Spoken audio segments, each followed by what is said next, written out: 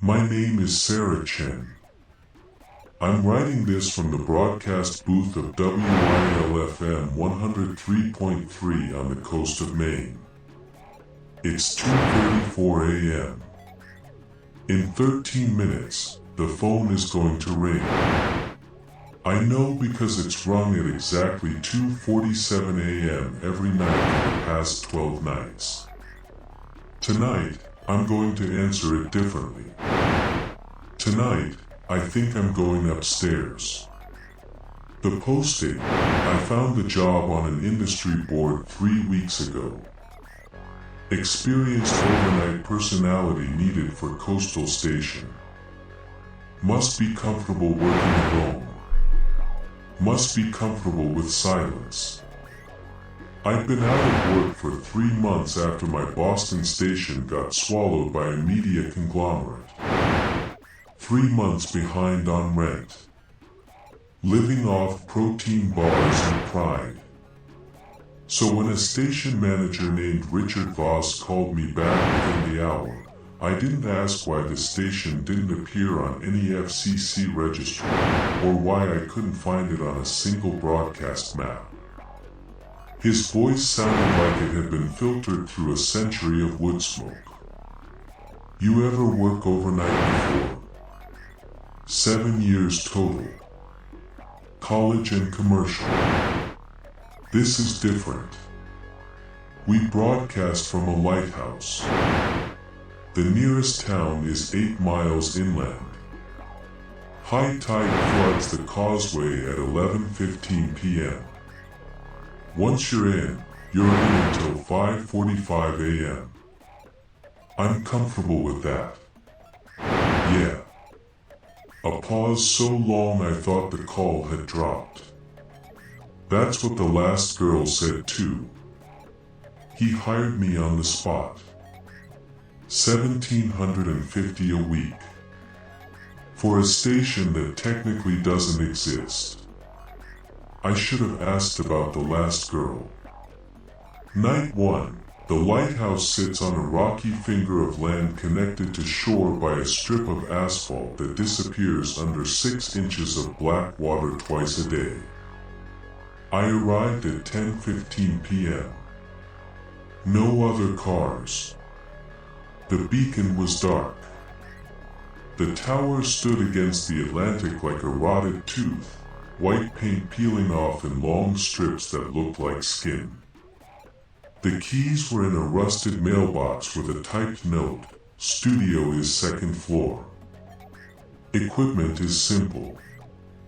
Play music, read weather, take calls if they come, they won't. Do not go to the transmitter room. Door is locked. You don't need access. Do not broadcast after 3 a.m. Dead air is acceptable. Static is acceptable. Just stop talking at 3. RV, I climbed the spiral staircase. Metal steps, each one ringing like a bell in a throat. The studio was a time capsule of bulky monitors, sliding faders that smelled like ozone, a microphone that looked like a silver pill, and a rotary phone with a cord thick as a garden hose. On the desk, a coffee mug with Elena faded on the side. A pair of headphones with Mark scratched into the plastic band. Things left behind by people who stopped needing them. At the back of the room, an industrial metal door. Padlocked. Transmitter room. Authorized personnel only. At 10:55, I heard the ocean swallow the causeway.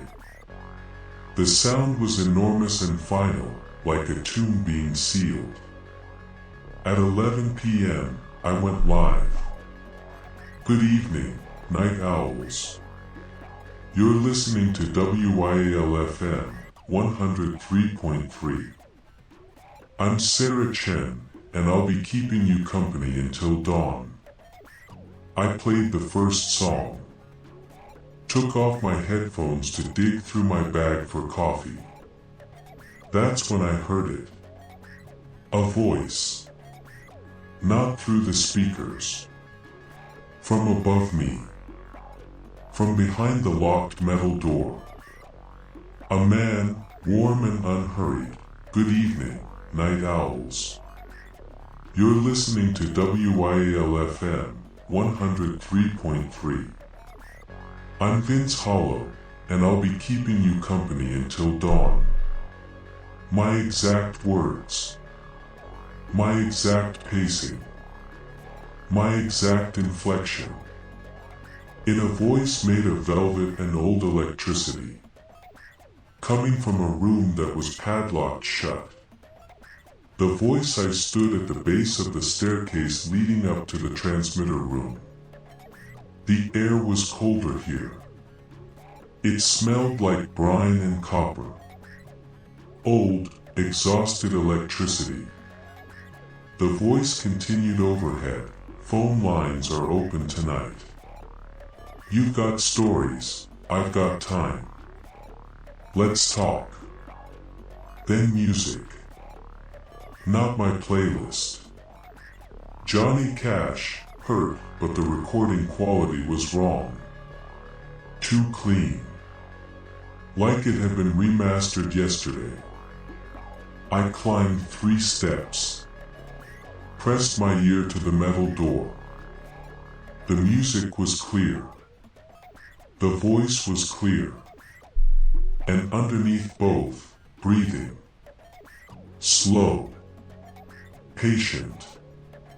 The breathing of something that had been waiting for a very, very long time.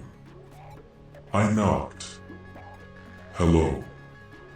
Is someone up there? The music stopped. Silence. I counted 17 seconds. Then the voice came back, softer now, almost intimate. Sarah? That you? My blood stopped moving. Who is this? How do you know my name? I've always been here. How could I not know your name? You're the one on the microphone. I ran downstairs. Called 911. The dispatcher said she'd send someone at first light. The causeway was flooded, and the Coast Guard doesn't respond to strange noises. I called Voss. Voicemail. I spent the rest of the night locked in the studio with my back against the wall, staring at the ceiling, listening to a dead man broadcast a show to no one. I should have quit. But as the sun rose, I realized something that scared me more than the voice. The sounds of the real world, the gulls, the wind, the engine, all sounded thin. Shallow. Hollow. I found myself craving the depth of that voice upstairs. At 2:47 a.m., the rotary phone had rung. The call, the number wasn't published. Voss said no one would call. But the phone had screamed. That old mechanical shriek that vibrates your teeth. I picked it up.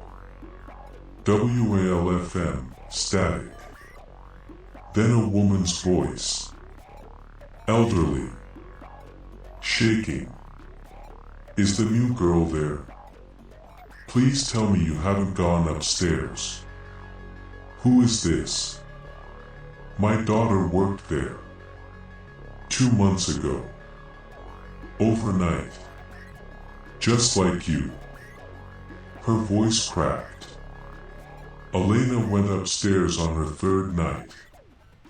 The mug on my desk. Elena. Faded letters. Left behind. What happened to her? She calls me sometimes. At 2:47 in the morning. She tells me the show never ends. that she finally found a way to never be ignored again. She tells me she's happy. The way she said happy, like it was the most obscene word in the English language. She says she's part of it now, part of the signal. I drove out there. The room is padlocked. I pressed my ear against it. A wet, hitching breath. I could hear her reading the weather. The line went dead. Above me, 3 heavy knocks vibrated the light fixtures. Sarah. The voice was gentle, almost kind. Would you like to come up? I'd love to meet you in person. I didn't go up. I sat in the booth until dawn, holding Elena's mug, running my thumb over the faded letters of her name. The lessons, I should have quit. But I went back. Not for the money. Something else. Something I didn't want to admit. By night 4, fear had morphed into a sick, professional obsession. In 7 years of broadcasting, I had never heard anyone as good as Vince Hollow. The pacing. The warmth. The way he made silence feel like an invitation instead of an absence. I started talking to the ceiling during the long instrumental breaks. Vince, how are you doing that? There's no secondary feed. The board says I'm the only one live. The music upstairs cut out. The silence was heavy, vibrating in my sinuses. Then his voice came through the studio monitors, so intimate it felt like he was standing an inch behind my ear. I'm what happens when a voice refuses to stop, Sarah. Every DJ who sat in that chair before you left a frequency behind. A piece of themselves trapped in the copper wiring. I just gathered the pieces. That's not possible. I want to show you something. Listen. He played a recording. A woman reading a marine weather forecast. The voice was mine. Identical in every tremor, every lisp, the way I clipped the end of temperature. But she was reading a forecast dated October 1974. 15 years before I was born. That's digital manipulation, I whispered. I don't collect voices, Sarah. I anticipate them. I've been practicing being you since before your parents met. Every person who was ever going to sit in that chair, I've been rehearsing them for decades. I should have been horrified. Instead, I asked, what else can you teach me? That was my mistake. Or maybe it was my purpose. Over the next week, think.